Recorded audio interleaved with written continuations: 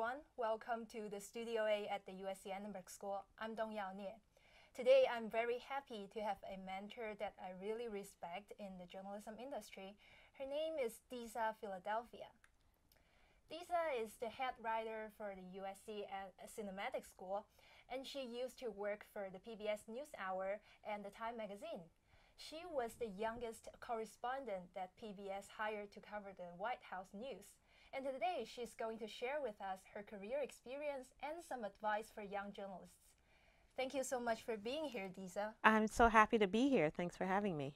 So let's start from the beginning. You graduated as an English major in 1990s, but you got your first job at the PBS. So what makes you into the journalism field? Well, I always intended to be a journalist, but once I got to college, English literature was the field that I ended up pursuing academically, but I knew I would try to get a job in journalism. And getting out of school, I just told everyone that I wanted to be a journalist. And my sister was actually at a party and met someone who worked at the PBS NewsHour who told her that they had an internship there. And it was a really prestigious internship, and my sister told me about it, and I applied. And luckily, I was one of only 5 people that they hired for the internship out of hundreds of applicants. So that really was my big start. And then you continue to become a full-time journalist for them. Right? Yeah, and to cover the White House and do some great stories. And as you mentioned in the intro, at PBS is great because it's a small place, compared to the big networks that there are actually hundreds of people in the network that will be doing the same job, the same kind of job, and at PBS you just have a handful of people. So you get a lot of opportunities that you wouldn't normally get if you were working at a much bigger place. And so as a political reporter, after starting as an intern, I got a job as a production assistant and then got promoted to a political reporter.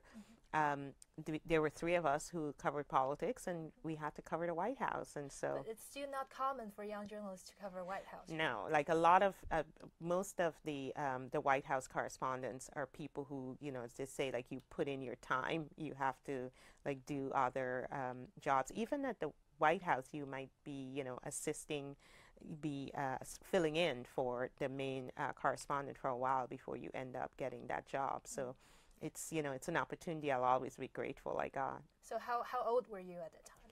I was 23. Wow, it's 23. Yeah, I was just starting out. Age. Yeah, so and so it was. What do you think makes you outstanding at your peers and can get the opportunity? Well, I think the thing that that I always did that I didn't realize at the time was remarkable, but I advise young people to do, is to just be eager to be good. I always wanted to be better than I was, and so I volunteered for the hard jobs, and was really became someone who my bosses could count on to really go above and beyond, and that I think is what landed me those opportunities.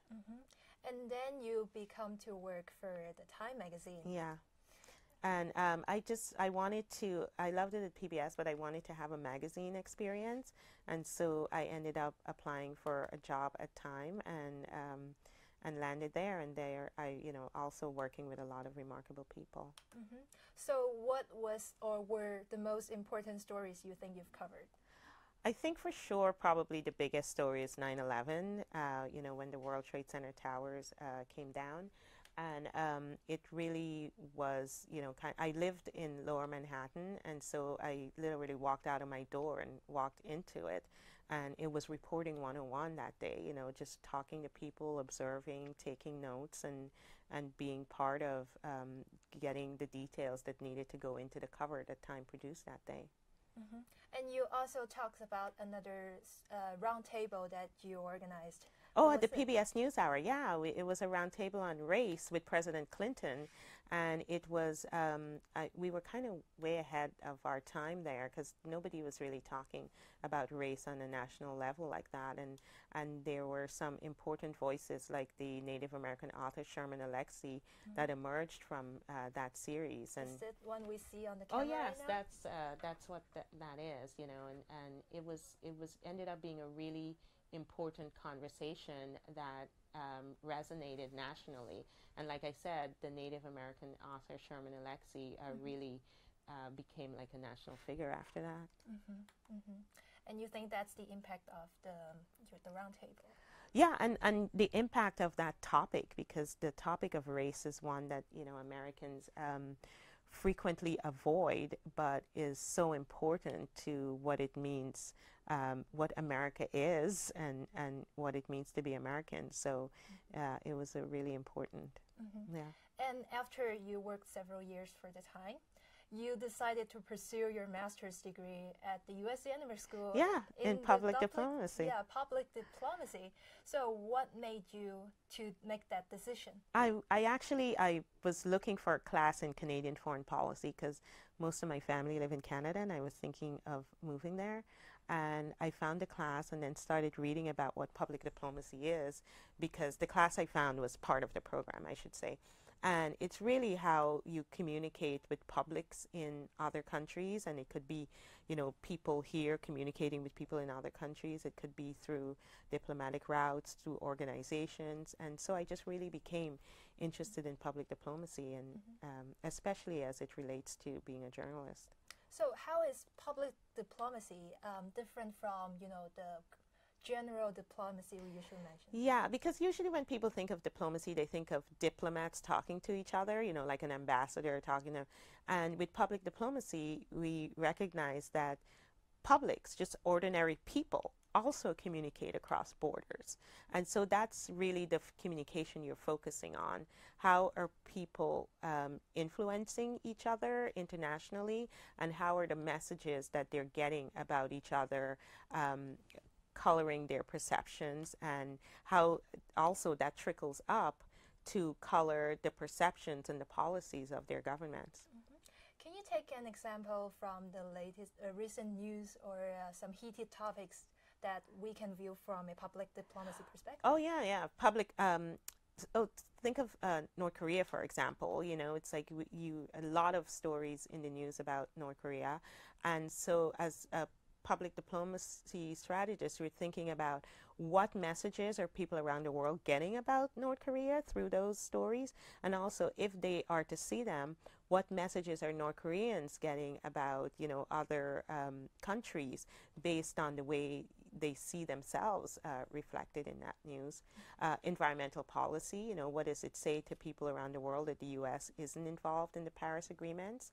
And you know, so those are, you know, two big stories that really, through a public diplomacy lens, you know, really are important to publics, to people. That's a new perspective that we can try to consider and think about the issues. Yeah, after I did my degree in public diplomacy, it really informed how I did my work as a journalist, because then you're really trying to make sure that you are presenting accurate information, not just about the United States, but about anywhere else that you talk about in your stories, rather than, you know, whatever the perception is. Like it really makes you realize how important it is to really have first-person perspective from those places. And not only, you know, talking about the global perspective, you actually start as an international student into the mainstream journalism field. Yeah. So how do you think your foreign perspective impact on your reporting, both pros and cons? Well, you know, I'm from Guyana, South American, so, and I grew up, you know, going to Canada a lot because, like I said, that's where a lot of my family live. And so it really, when I was in the newsrooms at Time and PBS, I was able to speak up and say, actually, yeah, in the U.S., you guys might think this way, but where I'm from, in my region of the world, this is what people think. So I tell international students who want to pursue journalism, like, understand the importance of your perspective, like the importance that you bring to a news organization when you are in the room, that they couldn't they couldn't get otherwise. Mm-hmm. Besides that, well, actually, journalism students are really, international journalism students are really concerned about getting a job in the U.S. Yeah. Under the much stricter visa sponsorship policy. So what other advice would you give for them to prepare for their career? And you mentioned pros and cons. That's the con, that you need a work visa in order to work here. And I think what I would say is, to piggyback on what I said about understanding your importance, is looking strategically at places that need you. If you see like there's a U.S. news organization that covers China a lot, for example, because you're from China, those are the places you want to target. Or if it's a Chinese news organization that's trying to get a foothold in Los Angeles and you are a graduate of the Annenberg School, these are opportunities. Those are opportunities. Yeah. Thank you so much, Desa. Thank you so much for sharing your experience and the best advice for them. It's really inspiring talking to you. Great. Thanks for having me. Thank you so much. And reporting from the Studio A at the USC Annenberg School, I'm Dongyao Nie. Thank you so much for watching.